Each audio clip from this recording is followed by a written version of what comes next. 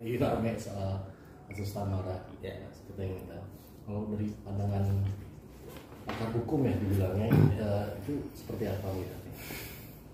Iya, dari apa yang saya baca dan lihat di media, ini memang persoalannya sangat personal ya. Dari tersangka yang sudah ditetapkan oleh pihak kepolisian dengan korban, katakanlah seperti itu. Ya, sehingga memang sejauh ini langkah-langkah yang dilakukan oleh pihak penyidik saya kira sudah tepat ya, untuk memastikan aspek pembuktian dari tindak pidana yang ditersangkakan. Terutama yang saya kira paling kuat adalah kesengajaan menyebabkan orang mati ataupun paling tidak kelalaian. Ya, jadi pembunuhan atau kelalaian yang menyebabkan orang meninggal dunia. Sehingga pada dasarnya kita tunggu saja apa yang kemudian langkah-langkah yang dilakukan oleh pihak kepolisian terkait dengan hal ini. Secara umum seperti itu. Berarti kalau dilihat dari permukaan udah memenuhi unsur segala macamnya dari masalah saya ini. kira yang paling kuat kan sebenarnya adanya rekaman CCTV dari peristiwa tersebut. Yang di situ bercerita lebih banyak daripada apa yang kita lihat, dihubungkan dengan hasil ekshumasi dari korban. Ya, jadi pemeriksaan atas mayat yang dilakukan terhadap korban ini tentu juga nantinya berkorelasi. Ya, yang saya dengar dari media kan memang ada semacam tumbuhan ataupun benda-benda yang biasa berada di dalam air yang ada di dalam tubuh korban, sehingga bisa disimpulkan sebab kematiannya adalah tenggelam. Ya, kematian yang disebabkan oleh tenggelam ini terkorelasi dengan gambaran CCTV, tangkapan gambaran CCTV yang menunjukkan bahwa tenggelamnya bukan karena sebab-sebab yang masuk kategori accident, tapi sesuatu hal yang disengaja ataupun paling tidak adalah suatu bentuk overtrain ya, suatu cara untuk kemudian memaksa tubuh orang secara berlebihan sehingga kemudian di luar dari kemampuan tubuhnya, dan ini masuk kategori kelalaian. Jadi kalau dalam pandangan saya sih apa yang dilakukan oleh kepolisian sudah cukup tepat sejauh ini. Pak, banyak yang menduga ini adalah bisa juga dibilang direncanakan. Apakah benar? Karena sebelum kejadian kedua orang tua dan tersangka ini sempat mengunjungi lokasi tersebut untuk survei laporan gimana? Rencana dalam hukum pidana itu sebenarnya tidak ada. Ya, pembunuhan berencana itu sebenarnya tidak ada. Tapi yang benar adalah pembunuhan yang dipikir-pikir lebih dulu. Jadi ada jeda waktu yang cukup baik panjang maupun pendek buat pelaku untuk memikirkan perbuatannya. Jadi kalau tadi dikatakan ada dua belah pihak, orang tua korban dan si tersangka ini katakanlah begitu, ingin merencanakan sesuatu, apa dasarnya? Karena perbuatan seperti itu terlihat sekali spontan. Apa yang terjadi di CCTV yang saya lihat ya, walaupun kadang-kadang kelihatan agak buram-buram sedikit, itu terlihat spontan yang terjadi pada waktu itu. Jadi tidak bisa diperluas persoalannya dengan peristiwa-peristiwa yang terjadi sebelumnya. Misalnya ada komunikasi antara orang tua korban dengan si pelaku ini, katakanlah seperti itu. Ya, saya kira tidak berkorelasi langsung dengan peristiwa yang ada seperti itu. Jadi tidak ada dasar untuk mengatakan ada rencana dalam hal ini. Kalau misalnya orang tua korban sebelumnya survei atau mengunjungi tempat yang kemudian menjadi tempat kejadian perkara, katakanlah seperti itu saya kira soal kebiasaan. Tinggal dilihat apakah yang bersangkutan memang biasa seperti itu. Misalnya mau mengajak anaknya jalan, dia lebih dulu googling. Sekarang untuk survei kan bisa saja googling dulu, atau kalau kebetulan lewat di situ mungkin mampir di situ dulu. Itu biasanya bentuk dari proteksi seseorang, dan itu sesuatu hal yang tidak spontan.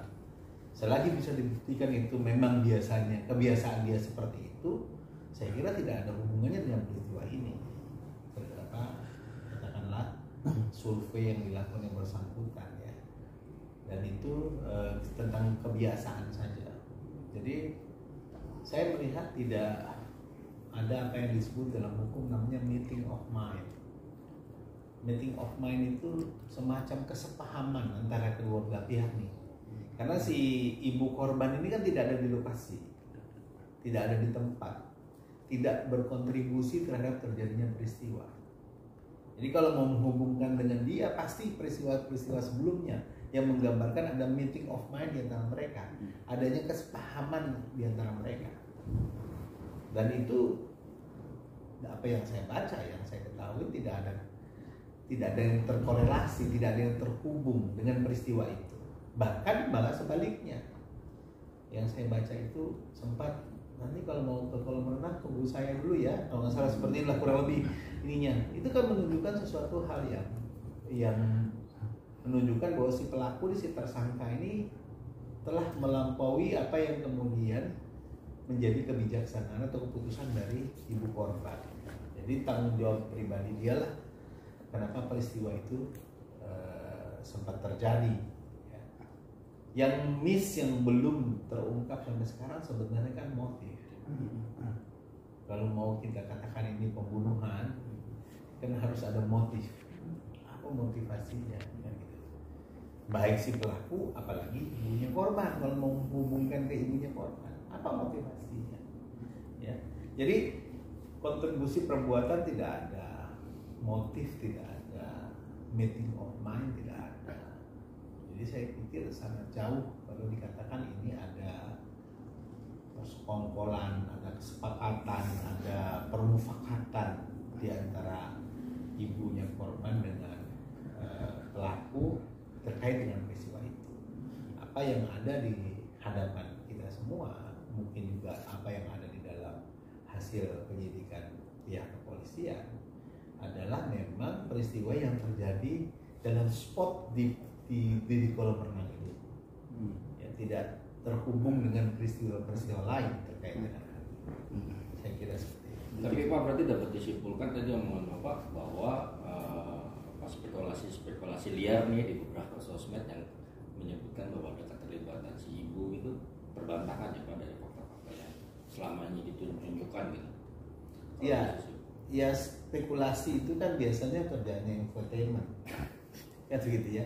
Kalau orang hukum bicara soal fakta, jadi fakta-faktanya tidak menghubungkan, gitu ya. Ya saya lihat ya, baca, dengar faktanya kurang lebih antara pelaku dengan ibu korban ini menjalin hubungan 2 tahun, dan mereka sudah biasa pergi bersama.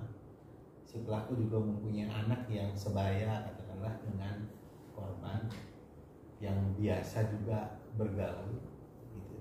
Nah itu fakta-fakta yang kita lihat, yang coba kita konstruksi secara hukum. Ya, kalau kita konstruksi secara hukum, peristiwa ini agak sulit untuk dikaitkan dengan adanya keterlibatan si ibu. Ya, walaupun ya spekulasi yang berkembang oleh kalangan media ataupun sementara orang mungkin berlatar belakang hukum juga gitu ya. Ya sebenarnya kalau apalagi profesinya advokat, kalau tidak ada hubungannya dengan perkara ini ya tidak relevan untuk mengomentari gitu. Kan gitu ya. Nah, gitu. Kalau saya memang itu dalam kapasitas tadi diminta sebagai pakar gitu. Ada beberapa tahun yang lalu saya juga memberikan keterangan ahli terkait kematian seorang anak yang jatuh dari apartemen lantai 6. Anak seorang artis juga, kan gitu. Ya sama, pijakan kita adalah fakta. Ada nggak fakta yang mendukung kemungkinan keterlibatan ayah dari anak itu yang menyebabkan korban meninggal dunia? Fakta, bukan gosip, bukan spekulasi. Gitu. Jadi faktanya sejauh ini tidak ada yang mendukung keterlibatan pihak lain selain yang sudah ditetapkan tersangka. Dan saya kira juga kepolisian juga tidak akan katakanlah punya kepentingan untuk katakanlah melindungi pihak tertentu atau misalnya menutupi keterlibatan pihak tertentu. Bagi kepolisian ini kasus merah putih, katakanlah seperti itu ya. Jadi pasti apa adanya yang akan mereka ungkap mengenai hal ini.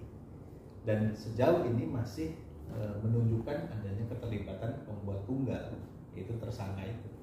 Dan faktor lain juga berarti nggak bisa disematkan ke ibu korban dong kalau kayak gini. Lalai itu adalah sebab dari timbulnya akibat. Akibatnya adalah kematian. Jadi kalau dikatakan si ibu lalai, kelalaiannya yang mana? Dia tidak membiarkan anaknya pergi ke kolam renang sendiri, tapi pergi bersama teman dekatnya dan anaknya, katakanlah seperti itu. Jadi baru dikatakan lalai kalau anak ini jalan sendiri ke kolam renang tanpa pengawasan ibunya, gitu loh. Sehingga kemudian karena tidak pandai berenang lalu kemudian tenggelam. Misalnya itu ada kemungkinan kelalaian seperti itu. Tapi ini pergi bersama seseorang yang cukup dipercaya, katakanlah seperti itu. Nah lalu kemudian meninggalnya korban, kalau dari CCTV yang saya lihat kan bukan karena tenggelam, misalnya karena tidak cukup pandai berenang kan begitu.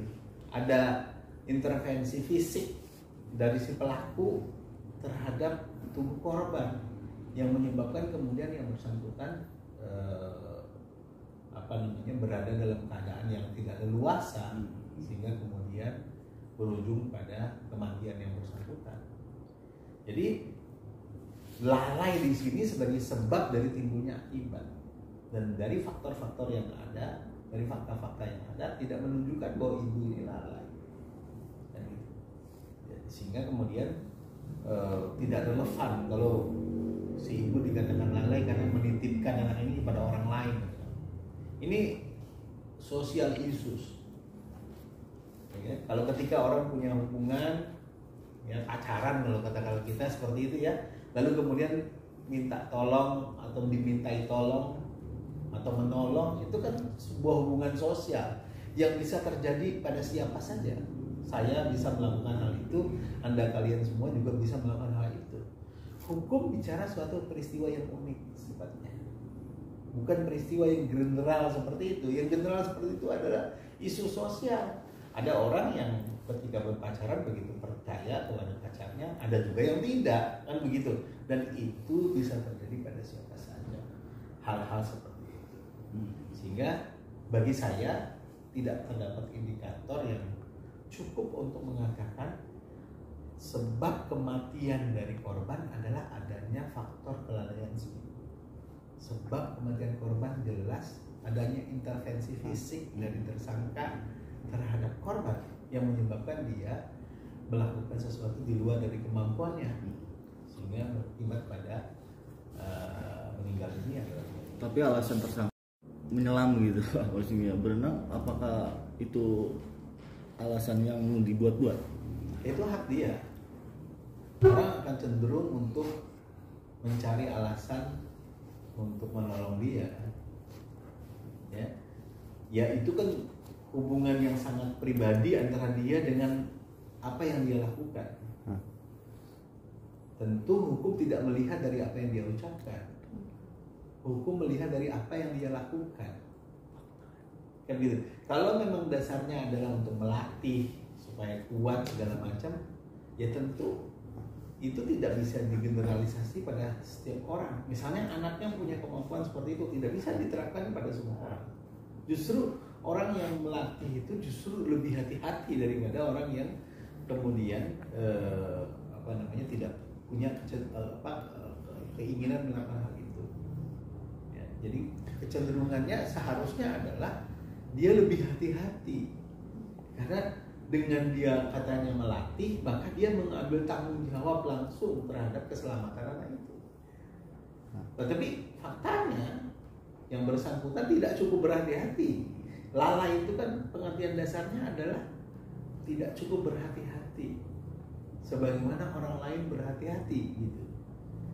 Jadi kalau menurut saya itu alibi, itu ngeles kalau kata orang Betawi kan gitu ya. Dan itu sah-sah saja, hak dia untuk mengatakan itu. Kita tidak melihat dari ucapannya, kita melihat dari perbuatan. Di dalam hukum pidana itu tersangka itu jangankan punya alibi, bohong aja dia boleh untuk menolong dirinya.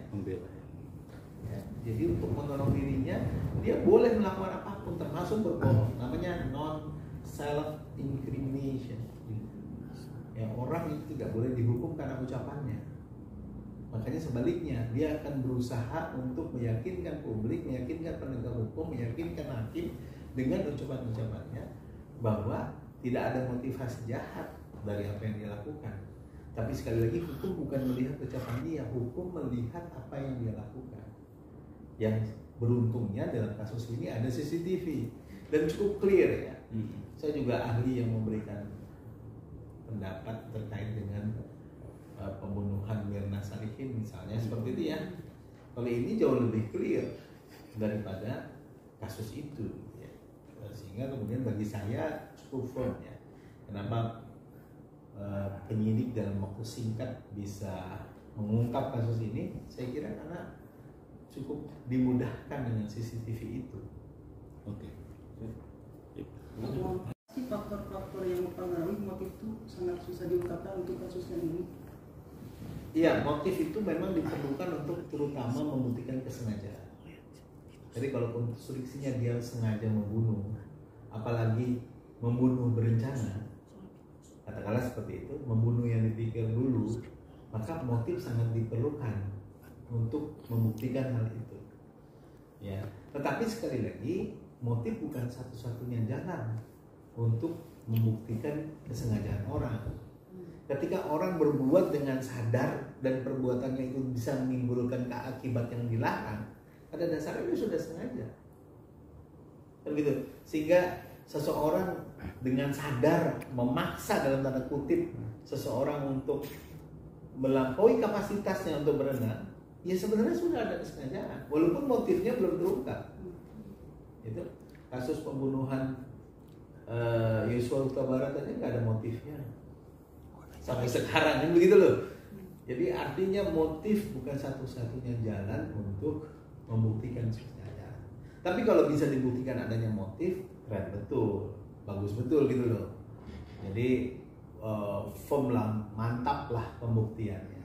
Tapi sejauh ini memang belum terungkap ya dari jejak digital. Selain dia tadi mengatakan maksudnya adalah untuk melatih si korban supaya punya kekuatan fisik yang baik. Ya kalau seperti itu motifnya benar atau terbukti seperti itu, maka bisa dikatakan hanya bentuknya kelalaian. Saya kira